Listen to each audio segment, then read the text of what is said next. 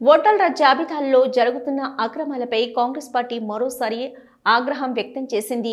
ఓటర్ల చోరీ, నకిలీ ఓటర్ల నమోదు, ప్రజాస్వామ్యానికి విఘాతం కలిగించే చర్యలపై నిరసన తెలుపుతూ కాంగ్రెస్ నాయకులు కరీంనగర్లో నిరాహార దీక్షకు దిగారు.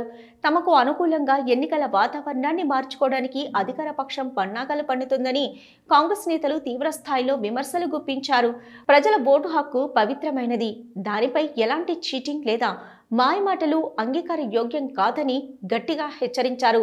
ప్రజాస్వామ్యం బలహీనపడే పరిస్థితి వస్తే దేశ భవిష్యత్తు చీకటిలో మునిగిపోతుందని కాంగ్రెస్ నేతలు వ్యాఖ్యానించారు. ప్రతి పౌరుడు తన ఓటు వేసే హక్కు వినియోగించుకునేలా నిష్పక్షపాతంగా వ్యవహరించవలసింది ఎన్నికల సంఘమని డిమాండ్ చేశారు. కాంగ్రెస్ నేతల నిరాహార దీక్షకు కార్యకర్తలు, ప్రజలు, అనేక సంఘాలు సంఘీభావం వ్యక్తం చేస్తున్నారు. ఓటర్ల చోరీ ఆపాలి, ప్రజాస్వామ్యాన్ని కాపాడాలి అనే నినాదాలతో ఆందోళన ప్రాంగణం మారుమోగుతుంది.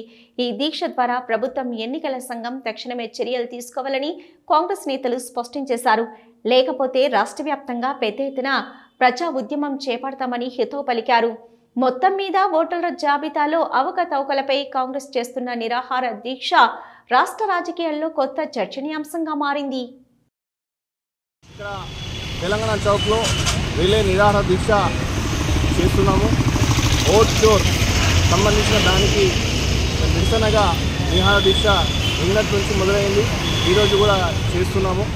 దేశంలో ఎక్కడ లేని విధంగా ఏదైతే కేంద్ర ప్రభుత్వం, మోడీ ప్రభుత్వం ఉన్నదో దొంగ ఓట్ల ద్వారా ఇలా అధికారం దక్కించుకొని ప్రజలను మభ్యపెట్టి 15 లక్షల రూపాయలు ప్రతి ఖాతాలో వేస్తా అని, కాలాదాన్ని తీసుకొస్తా అని, మళ్ళీ 50 రోజులు నాకు సమయం ఇస్తే నేను కాలాదాన్ని తీసుకొస్తానని 2000 నోట్లు కూడా బంద్ చేయడం జరిగింది. అలాంటి పెద్దలకే అనిల్ అంబానీ, అదానీ వాళ్ళకు కూడగొట్టడానికి ఇవన్నీ చేసినారు. కానీ సామాన్య ప్రజలకు మాత్రం ఓట్ల చోరీ అంటే ఒక రాష్ట్రంలో ఎలక్షన్ జరుగుతూ ఉంటే ఇంకో రాష్ట్రంలో ఓట్లు తయారు చేసి ఆ ఓట్లను దండుకొని ఈరోజు అధికారం దక్కించుకొని దాన్ని మా రాహుల్ గాంధీ గారు ప్రత్యక్షంగా ఏదైతే ఉన్నదో ఒక పార్లమెంట్ కాన్స్టిట్యూన్సీ మొత్తం తీసుకొచ్చి ఈరోజు రెండో రోజు ధర్నా తెలంగాణ చౌక్లో జరగడం జరుగుతూ ఉన్నది.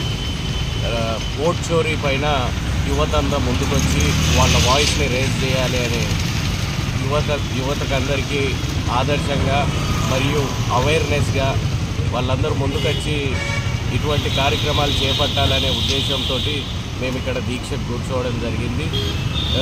దాదాపు చాలామంది పబ్లిక్ కూడా ఓట్ చోరీ గురించి ఈరోజు చర్చకు మాట్లాడడానికి సిద్ధంగా ఉన్నారు. వాళ్ళు చర్చలు చేసుకోవడానికి మాలాంటి వాళ్ళు ఏదో ఒక సంఘటన ద్వారా, ఏదో ఒక విధంగా నిరసన ద్వారా ప్రజల్లోకి ఈ విషయాన్ని బలంగా తీసుకుపోవాలి అనే ఆలోచనతోటి నిరాహార దీక్షకు నేను కూడుకోవడం జరిగింది.